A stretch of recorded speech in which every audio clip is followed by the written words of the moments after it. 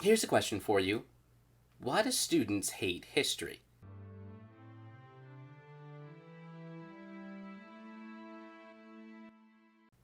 I'm your host, Emmanuel Sutka, and today I want to look at a question that, as a history teacher, plagues my waking moments. Why do so many students dislike my subject?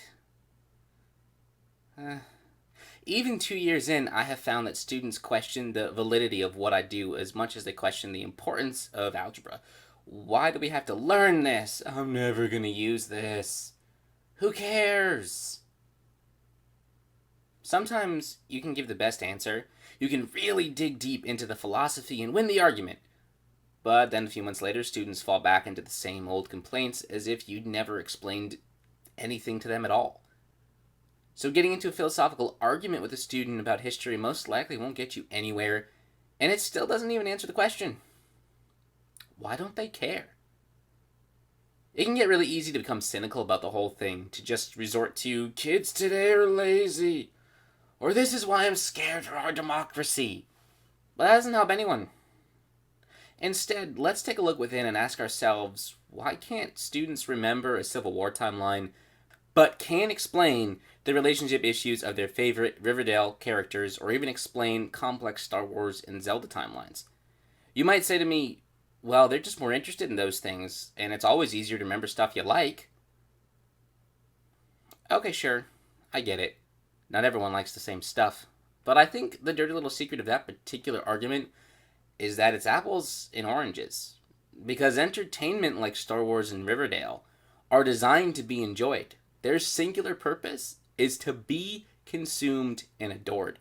To put smiles on people's faces. To make them laugh, cry, to tell a story that people can relate to. And history is not designed like that at all. So no matter how larger than life history can seem, no matter how crazy the characters, how outlandish their behavior, it somehow struggles to entertain or interest people who go home, turn on Netflix, and watch imitations of real life for hours on end instead. So what's the problem with history? Simply the delivery system. It is without a doubt designed to be boring to anyone who wasn't born with the historical itch. The most important thing a lover of history can do is recognize that not everyone shares their affection. And the second most important thing is for the historian to be okay with that. You will never inspire anyone to love what you love if you first insult them for not loving it at all. Students in high school history classes study highlight reels. They do so for a multitude of reasons, but the easiest to wrap your head around is that there are only so many days of school, and when compared to all the events of history, there simply is not enough time. However, we want our young students to be able to make sense of the world around them, to know where they came from, so that they can understand where they're going and where they are at present. The problem is that a grand narrative does nothing to prove to a student that their past matters. It is understandably difficult to relate to a signpost. There is something, however, that a lot of people do find it easy to relate to. Stories. People who don't read watch TV. People who don't watch TV sit around with people they know and recount their own lives. People like stories. Beloved sitcoms and dramas create characters that people can relate to. They make us feel emotions, engage in releasing pent-up feelings, the so-named act of catharsis. Something about the presentation in a book or a TV show allows people to identify a relatable feeling or characteristic, and then over time fall in love with it. This is why the tagline on my website is, "The best fiction is that which tells the truth." Stories take real things and stuff them into puppets to make them less intimidating and more digestible. Everyday people living everyday lives, and sometimes they get to be the heroes too. Frodo's an ordinary hobbit. The entire cast of Friends, Seinfeld, or Parks and Rec represent everyday people who in some cases never do extraordinary things. They're just normal. The problem with history is that while most of the time the highlight reels, the signposts, the memorable big picture events are not normal, they are extraordinary. They're insane, large, sociopathic, heroic, and sometimes evil. The problem is that history has to be told, ought to be told, truthfully. Which means it can't always be relatable because the further back you go, the less descriptive elements you have. What if, like John Adams, other historical figures spoke with a lisp, but we can't know because no one wrote it down? Why is it that in movies, John Adams never seems to have a lisp at all. Historical figures can get pedestals or tombstones depending on the cultural feeling of the day. Last century's heroes can become this century's villain. And in the end, it is never presented as drama, because history is a serious business in need of legitimacy in order to be potent. But this often means that a history teacher is describing a corpse and asking their students to pretend like it's still alive. So what to do about it?